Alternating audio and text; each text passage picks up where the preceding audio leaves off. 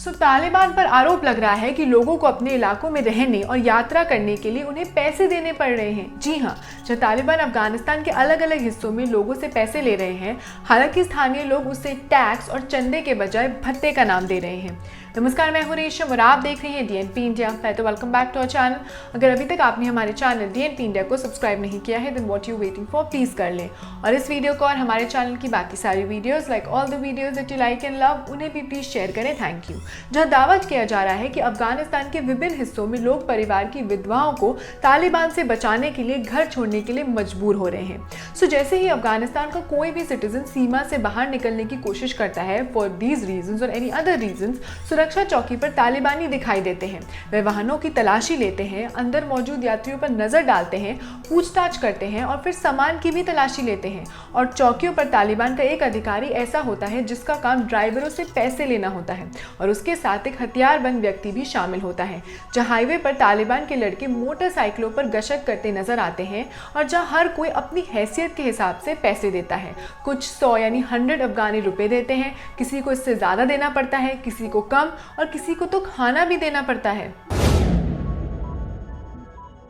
जहां गाड़ियों में संगीत पर पाबंदी और महिलाओं को पर्दा करने के निर्देश देने के अलावा स्मार्टफोन के इस्तेमाल से बचने के लिए भी कहा जाता है। और लोगों की माने तो तालिबान की पिछली सरकार में तालिबान ने बहुत से लोगों के घर के कोने कोने की तलाशी ली थी और पुरुषों को गिरफ्तार भी कर लिया था। जब महिलाओं के पास एक सिलाई मशीन होती थी जो असल में उनके लिए तो एक बिल्कुल नई चीज होती थी, जहाँ वो भी उनसे छीन ली जाती थी।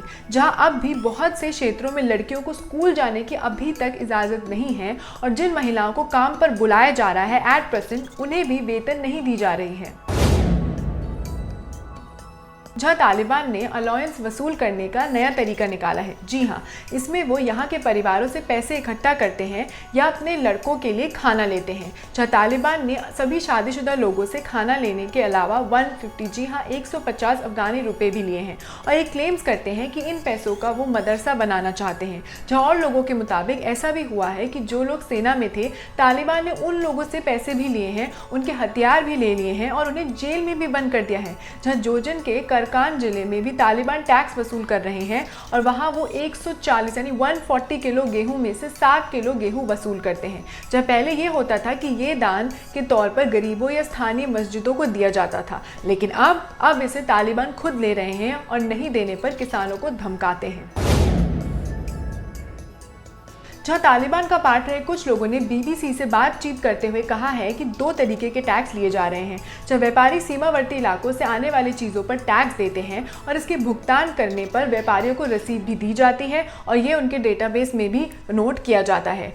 हर चीज़ की कीमत होती है, जैसे आटा और खाना बनाने के तेल पर अलग अलग टैक्स लगाए जाते हैं। तालिबान के टैक्स कलेक्टर ने यह भी कहा है कि जो उपकर वसूल किए जा रहे हैं उन्हें वे गरीबों को ही दे रहे हैं, और किसान उन्हें आधा ही उपकर देते हैं। और अभी भी वही पुराना सिस्टम ही चल रहा है। तालिबान के टैक्स कलेक्टर का ये भी कहना है कि सिर्फ पाकिस्तान, उज़्बेकिस्तान और अन्य देशों से उन्हें मदद मिल रही है। एंड उनके अकॉर्डिंग, प्लीज़ नोट, उनके अकॉर्डिंग उन्होंने इस मदद से स्वास्थ्य मंत्रालय को दवाई दी है, आटा और खाना पकाने का तेल विभिन्न क्षेत्रों में गरीबों को भी बांटा है। तालिबान के गरीब की मदद करने के दावे अपनी जगह, लेकिन अफगानिस्तान में ऐसे दृश्य भी सामने आ रहे हैं जहां 2 वक्त, जी हाँ 2 वक्त की रोटी के लिए लोग अपने घर का सामान बेचने के लिए बिल्कुल मंजूर हैं, राजी हैं।